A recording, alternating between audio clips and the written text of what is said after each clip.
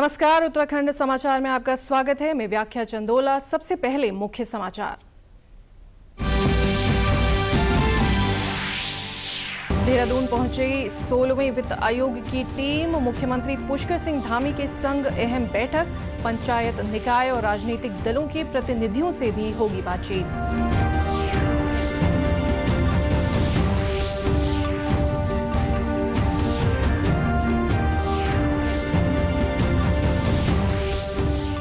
जून से शुरू होगी कैलाश मानसरोवर यात्रा। 250 श्रद्धालुओं ने कराया पंजीकरण। 5 दल होंगे रवाना।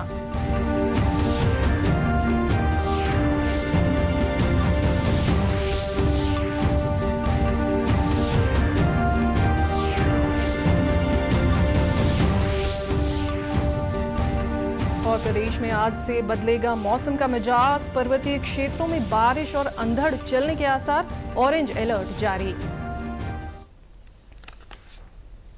अब समाचार विस्तार से। 16वें वित्त आयोग की टीम आयोग के अध्यक्ष डॉक्टर अरविंद पनगड़िया के नेतृत्व में रविवार को देहरादून पहुंच गई है। आज मुख्यमंत्री पुष्कर सिंह धामी की अध्यक्षता में 16वें वित्त आयोग की टीम बैठक करने जा रही है, जिसमें राज्य सरकार की ओर से आयोग के सामने अपना प्रस्ताव रखा जाएगा। टीम दोपहर बाद नगर निकाय, पंचायत प्रतिनिधियों और राजनीतिक दलों के प्रतिनिधियों के साथ भी बैठक करेगी। आयोग के अध्यक्ष डॉक्टर अरविंद पनगड़िया के नेतृत्व वाले इस दल में आयोग के सदस्य एनी जॉर्ज मैथ्यू, मनोज पांडा, सौम्या कांति घोष, आयोग के सचिव ऋत्विक पांडे, संयुक्त सचिव के मिश्रा, संयुक्त निदेशक पी अमृता वर्षिनी शामिल हैं।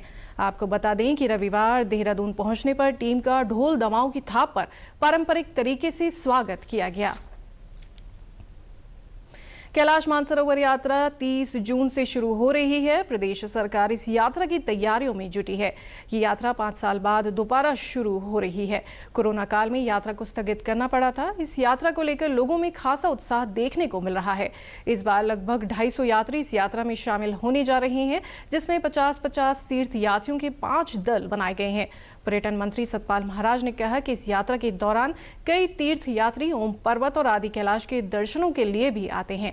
उन्होंने कहा कि कैलाश मानसरोवर यात्रा की तैयारियां जोरों से चल रही हैं। प्रदेश भर में आज से मौसम का मिजाज बदल सकता है। देहरादून में आज सुबह आसमान पर बादल रहे और हल्की बूंदाबांदी हुई।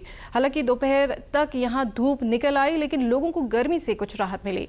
वहीं पर्वतीय क्षेत्रों में आज आकाशीय बिजली चमकने, ओलावृष्टि और तीव्र बौछार के साथ ही कहीं कहीं अंधड़ चलने की चेतावनी जारी की गई है। मौसम विभाग के अनुसार सोमवार और मंगलवार को मौसम का मिजाज बदला रहेगा।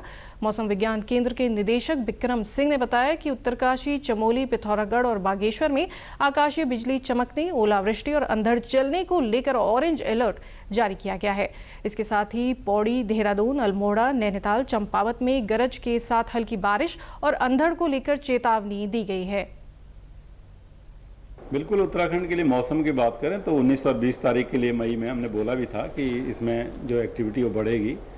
और अभी जो प्रिडिक्शन है वो बिल्कुल ऐसा दिखाई रहे कि जो हल्की से मध्यम तक की बारिश है, जो अंदर के डिस्ट्रिक्ट है, उत्तरकाशी, चमोली, पिथौरागढ़, रुद्रप्रयाग, बागेश्वर है, तो इनमें तो अनेक जगहों तक में ही रहने वाली है, आज भी और कल भी जो है। तो 2 दिन एक्टिविटी ठीक ठाक ही हैं, उसके बाद हालांकि कम हो जाएंगी। बाकी हिल्स में बात करें आज भी और कल भी, तो तब उसमें भी जो है कुछ जगहों तक में हल्की मध्यम बारिश है वहाँ पर भी मिलेगी। जब हम वार्निंग की बात करते हैं तो जो अंदर के डिस्ट्रिक्ट है तो उनमें ऑरेंज वार्निंग जो है आज और कल के लिए रखी गई है। तो उसमें देखिए जो वार्निंग मेनली है वो थंडरस्टॉर्म के लिए है। कोई ऐसा नहीं कि बहुत ज़्यादा रेन से हैवी रेन्स वगैरह नहीं रखा है, बिल्कुल उसका संभावना भी नहीं है। लेकिन जो थंडरस्टॉर्म है उसमें आप देखते हैं कि इंटेंस स्पेल कहीं कहीं पे मिल जाती है कि विद इन आवर और इस तरह के पीरियड में ही जो है 3-4 सेंटीमीटर बारिश मिलती है। प्रदेश सरकार देहरादून शहर को जाम से निजात दिलाने के लिए जल्द ही 2 एलिवेटेड कॉरिडोर बनाने की दिशा में काम कर रही है। रिस्पना और बिंदाल नाम से 2 एलिवेटेड रोड परियोजनाओं के तहत जल्द काम शुरू हो रहा है।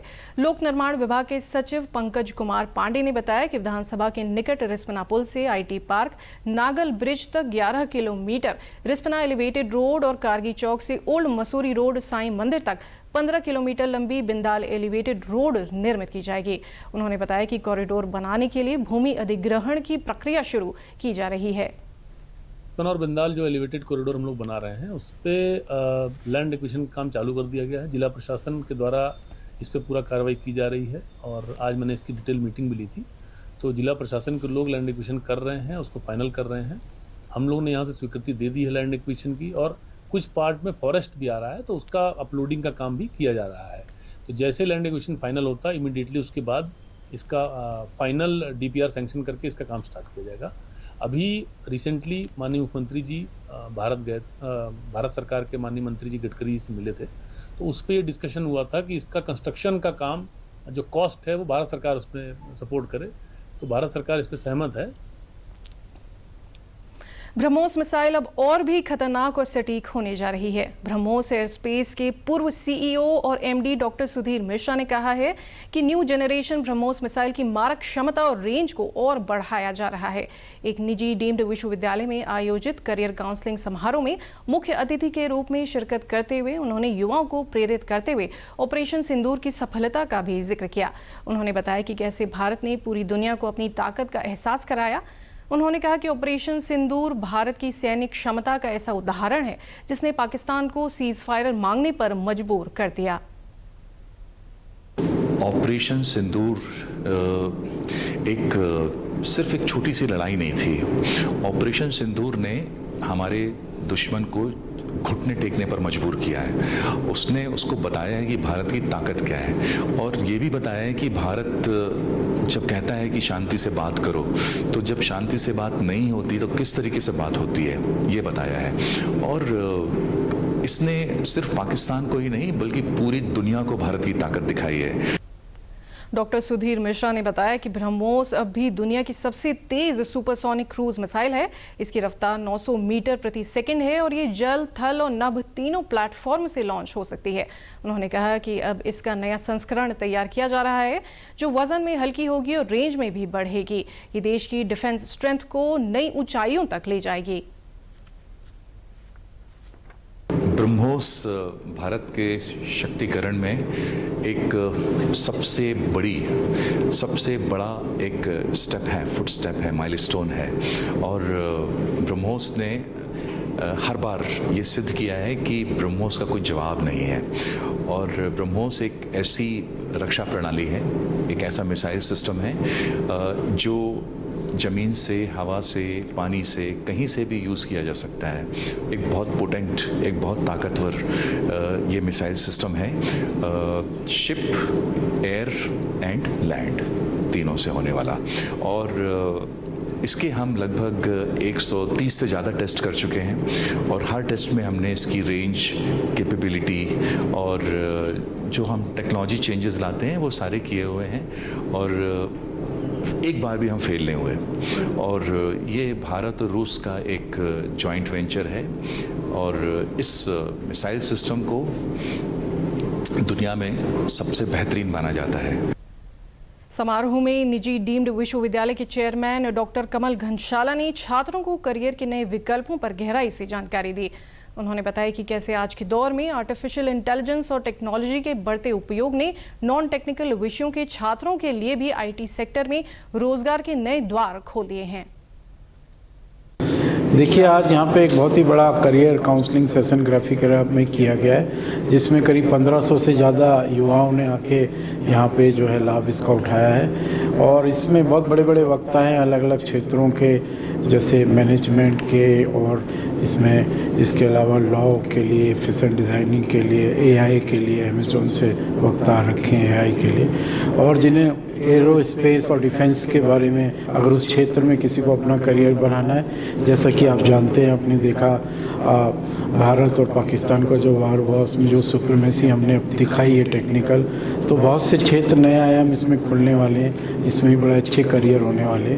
तो उसके लिए आप जानते हैं डॉक्टर सुधीर मिश्रा जो एक्स CMD है ब्रह्मोस के, तो उनको यहाँ पे बुलाया गया और उन्होंने बच्चों के साथ इंटरेक्ट किया और बताया कि किस तरह से मिसाइल बनती है और इसमें किस तरह से एक अच्छा करियर बनाया जा सकता है। हरिद्वार से शुरू हुई विश्वनाथ मां जगदशिला डोली यात्रा बागेश्वर पहुंच चुकी है, जहां बाबा बागनाथ मंदिर परिसर में डोली का भव्य स्वागत किया गया। श्रद्धालुओं में इस यात्रा को लेकर विशेष उत्साह देखा गया। यात्रा संयोजक पूर्व कैबिनेट मंत्री प्रसाद नैथानी के नेतृत्व में डोली का मंदिर समिति और बड़ी संख्या में श्रद्धालुओं ने फूल मालाओं से जोरदार स्वागत किया। इस डोली का जो चलने का जो मुख्य उद्देश्य है प्रतिवर्ष, वो पहला उद्देश्य है कि विश्व में शांति कायम हो। दूसरा उद्देश्य है जो हमारी देव संस्कृति है वो देव संस्कृति जिंदा रहनी चाहिए। तीसरा उद्देश्य है कि जो हमारे 4 धाम हैं यमुनोत्री, गंगोत्री, केदार, बद्री, उसके अलावा पूरे उत्तराखंड में 1000 ऐसे शक्तिपीठ हैं जिन शक्तिपीठों के बारे में बहुत कम लोग जानते हैं। तो 1000 शक्तिपीठों का चिन्हीकरण का ये बाबा का आदेश है और अब तक इन 26 वर्षों की यात्रा में विश्वनाथ जगदशिला डोली ने 378 देवालयों को कुमाऊं और गढ़वाल और मैदान के इलाकों को जोड़ के 378 देवालय जो हैं वो चिन्हित कर चुकी है। पूर्व विधायक ललित फरसवाण ने कहा कि विश्वनाथ मां जगदशिला डोली यात्रा केवल एक धार्मिक यात्रा नहीं बल्कि उत्तराखंड की समृद्ध संस्कृति, आस्था और जनसंपर्क का एक अद्भुत उदाहरण बन चुकी है। बाबा जगदशिला डोली यात्रा है, ये हमारी युवा पीढ़ी के लिए बहुत प्रेरणादायक है, क्योंकि पिछले 26 सालों से आदरणीय श्री मंत्री प्रसाद नैथानी जी के नेतृत्व में जो यात्रा निकल रही है, इसका एक ही अभिप्राय है पूरे उत्तराखंड के अंतर्गत कि भाई हम लोग पूरी सुख समृद्धि के लिए इस यात्रा को कर रहे हैं, वैभव संपन्नता के लिए कर रहे हैं, शांति के लिए कर रहे हैं। लेकिन अगर नशे के प्रति समाज जिस प्रकार से आज बढ़ रहा है, उस यात्रा के माध्यम से हम सब लोग एक ही संदेश दे रहे हैं कि भैया आज नौजवान पीढ़ी को ऐसे तीर्थाटनों से, ऐसे धार्मिक यात्राओं से, ऐसे सांस्कृतिक यात्राओं से, ऐसे पर्यटन यात्राओं से अगर हम लोग जोड़ने की कोशिश करेंगे तो जरूर हमारी सनातन संस्कृति भी जिंदा रहेगी। इसी के साथ अभी तक के समाचार समाप्त हुए। दूरदर्शन समाचारों से जुड़े रहें। मिलते हैं फिर शाम 5 बजे के बुलेटिन में। नमस्कार।